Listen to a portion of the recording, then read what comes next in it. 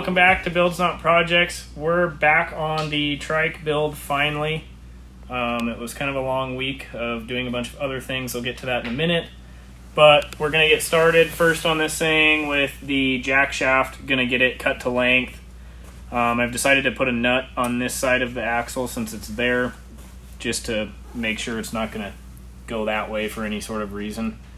So we'll get that tightened down, chop that off, chop this end off, and then we can keep building the rest of that stuff. So this week was a little bit different than most, where we would normally just be working on like the drift trike all week. So this video is going to be a little bit different, but finally set up this lift. As some of you may have seen in previous videos, it was just sitting in a big box on the floor over here. I bought it in February and it's been sitting on the floor since March. So it's going to be nice to have it finally set up, be able to use it for other builds and stuff that are going on, different cars and stuff that I've got. So that'll be really handy to have. And then I worked on rearranging the shop. I had Dad help me, and we kind of went through and moved a bunch of stuff around, as you can tell. Once the lift was out of the way, there was a big cooler over there that we moved, and then that fridge is going to go out of here. All of this stuff over here is kind of going to go away. So we were just working on rearranging stuff, moved the air compressor over here, and so it's kind of in a better spot anyways. It's back to 110 now too. You'll see that in this video.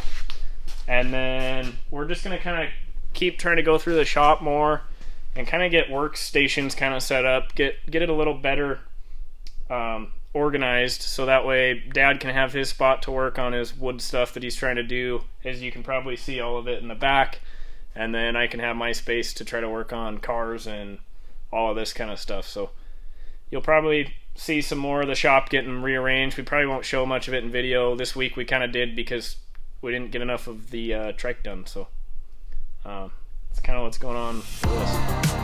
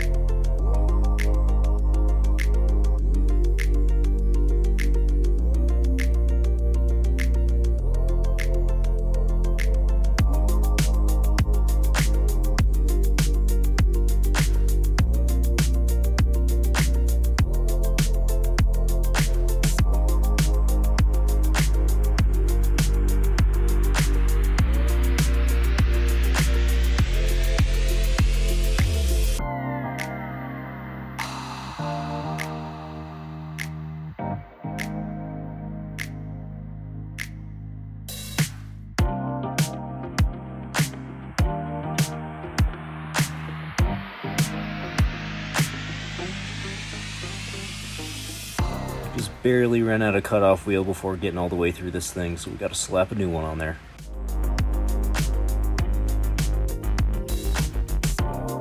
We pretty much had to take all this apart. Not too bad though, didn't have to pull any of the jack shaft stuff off, so apparently I did something right there. And then the rotor does clear, so good to go there. Gonna get this thing put back together and figure out how to mount that brake caliper. So working on mounting this brake caliper, I had to move the rotor inboard a little more in order for the caliper to clear, because otherwise it hits the bearing. So what I'm going to do is I'm going to build a little tube that's going to run from the engine mount tube forward, and then it's going to have a bend in it and tie back in here. So we're going to get that tube bent and notched and everything and get that thing put in so the caliper's mounted.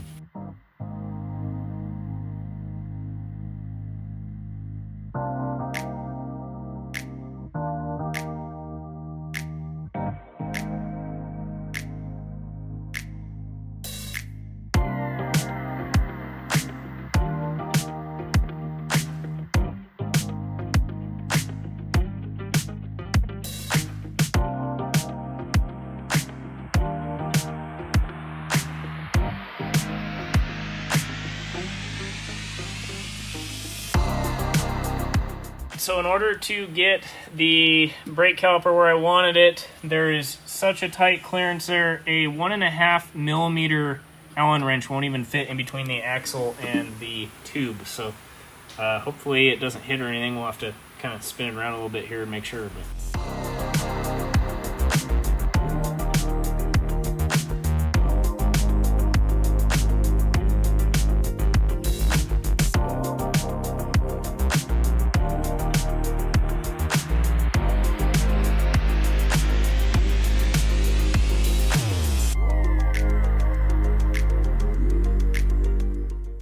Alright, so I'm going to try to build a hoop that goes around the back of the seat, kind of like so, that we can use for mounting stuff off of or whatever, kind of help just add a little bit more structure to this thing. I'm going to be using the bender and try to make it have the same effect as like a tubing roller. So I'm going to just bend, so I'll do a small portion of bend, move it, do a small portion of bend, move it again. And so we'll see how this goes. I've never done this, but we're going to give it a try. So before we can get bending on that tube, we got to do a bit of rewiring with our air compressors. Since we move stuff around in the shop, we move that big air compressor and we got to rewire that instead of using this little tiny thing, which is definitely not enough. You don't really want to listen to that run the entire time we're trying to bend this tube. So I'm removing this Romex and converting this from the 240 volt that was running on before to run on 110 again. This one you can run it on either, so I just got to change around the wiring in the motor a little bit, and then I'm just going to swap out this Romex for just an end of extension cord for now until we can hardwire it in later.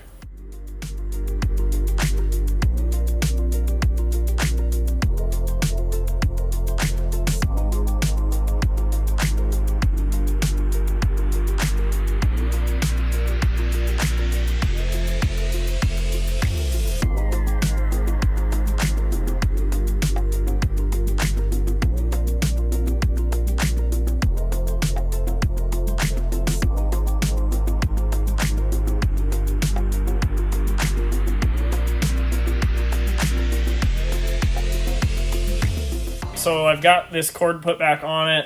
This one was actually on it when we got this compressor. We got it from a neighbor.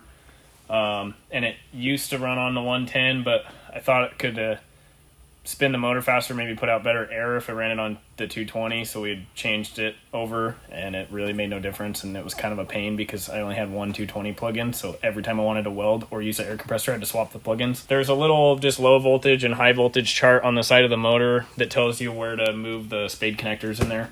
So it's super straightforward and easy to change back. So we'll get this thing plugged in and get to bending. What I'm doing to get this long sweeping rolled bend is I went through, and before I started bending, I marked out all of these marks that are the exact width of the block. So I just slid the block down and marked them all to get bend points. And then I'm doing 12 degrees of bend, which ends up being 10 degrees of bend because of the spring back of the tubing.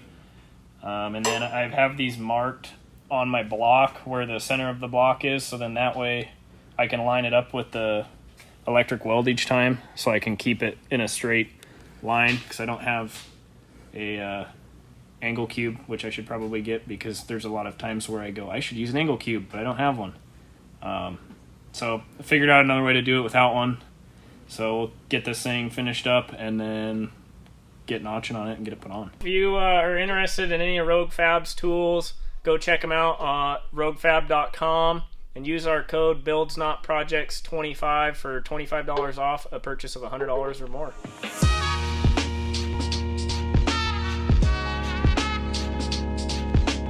Alright, so for my first attempt at the bump bending process, it seemed to have worked pretty dang well.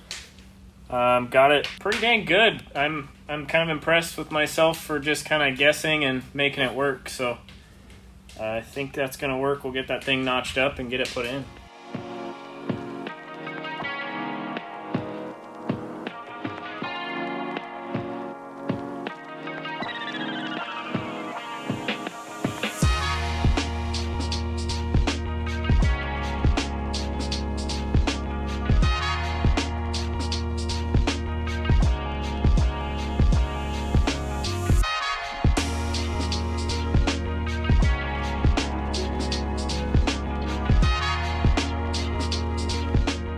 so I'm going to go ahead and cut this tube that I just made because I can't get enough clearance between the clutch and that tube. So I'm going to cut it and kind of rotate it a little closer to the seat up in this area and then run it back down again. So we'll do the same thing on both sides.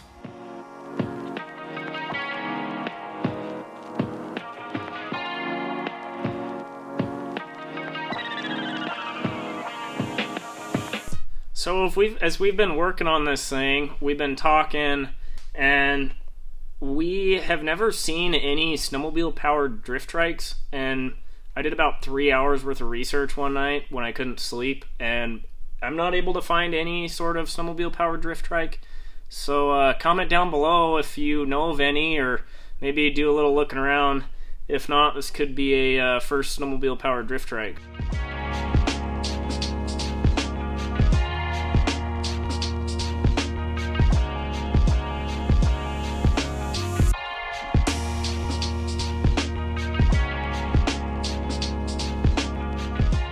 Alright, so that's all we have time for on the trike this week. I know that it's kind of disappointing that we didn't get much more done besides just this bar and the brakes, but that bar took like 3-4 hours to make, and the brakes took a night as well, a good 3 hours to kind of figure that setup out too. So next week we'll be back full time on the trike. Not going to be worrying about any more of the shop upgrade stuff for now. Maybe just a few little things here and there. But you guys won't be seeing much of that on video. It'll just be kind of in the background. So we're gonna try to get radiator mounted next week on this thing and just keep working our way back, getting stuff kind of set up how we want it. And we're gonna need to get that motor out of the snowmobile soon too, so we can have the actual motor that we're gonna be using and kind of be able to have carbs and all of that stuff on there so we can see where everything else needs to go. Thanks for watching this video, guys. Make sure you hit the like and subscribe button if you already haven't, and stay tuned for next week's video.